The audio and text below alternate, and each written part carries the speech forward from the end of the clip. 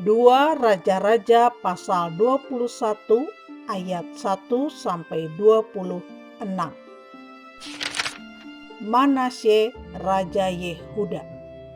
Manasye berumur 12 tahun pada waktu ia menjadi raja, dan 55 tahun lamanya ia memerintah di Yerusalem. Nama ibunya ialah Hefzibah. Ia melakukan apa yang jahat di mata Tuhan, sesuai dengan perbuatan keji bangsa-bangsa yang telah dihalau Tuhan dari depan orang Israel. Ia mendirikan kembali bukit-bukit pengorbanan yang telah dimusnahkan oleh Hizkia ayahnya.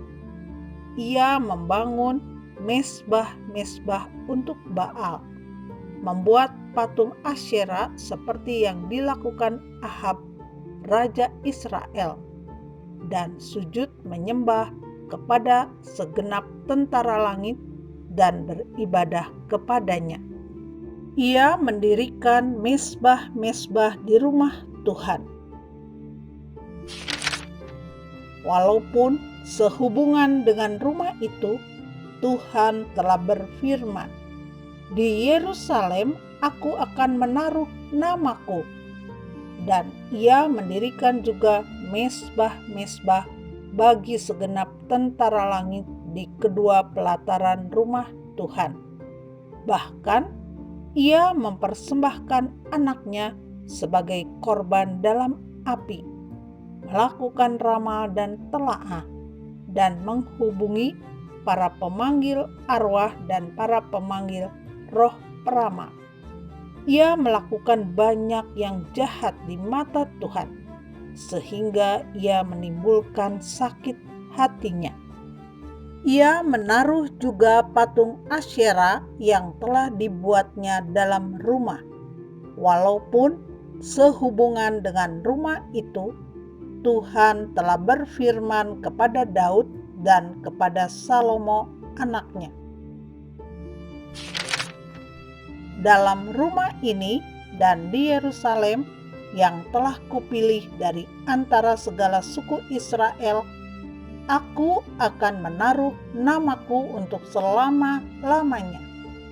Aku tidak akan membiarkan bangsa Israel lagi dibawa keluar dari tanah yang telah kuberikan kepada nenek moyang mereka, asal saja mereka tetap berbuat tepat seperti yang telah kuperintahkan kepada mereka, dan tepat menurut hukum yang telah diperintahkan kepada mereka oleh hambaku Musa." Tetapi mereka tidak mau mendengarkan, dan Manasye menyesatkan mereka, sehingga mereka melakukan yang jahat lebih daripada bangsa-bangsa yang telah dipunahkan Tuhan dari hadapan orang Israel. Kemudian berfirmanlah Tuhan dengan perantaraan para hambanya, yakni para nabi. Oleh karena Manasye Raja Yehuda telah melakukan kekejian-kekejian ini, berbuat jahat lebih daripada segala yang telah dilakukan oleh orang Amori yang mendahului dia, dan dengan berhala-berhalanya ia telah mengakibatkan orang Yehuda berdosa pula. Sebab itu, beginilah firman Tuhan Allah Israel, "Sesungguhnya aku akan mendatangkan malapetaka atas Yerusalem dan Yehuda, sehingga setiap orang yang mendengarnya akan bising kedua telinganya. Dan aku akan merentangkan atas Yerusalem tali pengukur sama seperti atas Samaria, dan tali unting-unting sama seperti atas keluarga Ahab.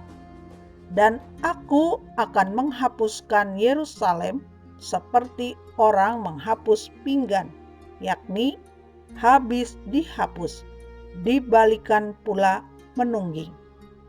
Aku akan membuangkan sisa milik pusakaku dan akan menyerahkan mereka ke dalam tangan musuh-musuh mereka, sehingga mereka menjadi jarahan dan menjadi rampasan bagi semua musuh mereka. Oleh karena mereka telah melakukan apa yang jahat di mataku, dan dengan demikian mereka menimbulkan sakit hatiku, mulai dari hari nenek moyang mereka keluar dari Mesir sampai hari ini. Lagi pula, Manasye mencurahkan darah orang yang tidak bersalah sedemikian banyak,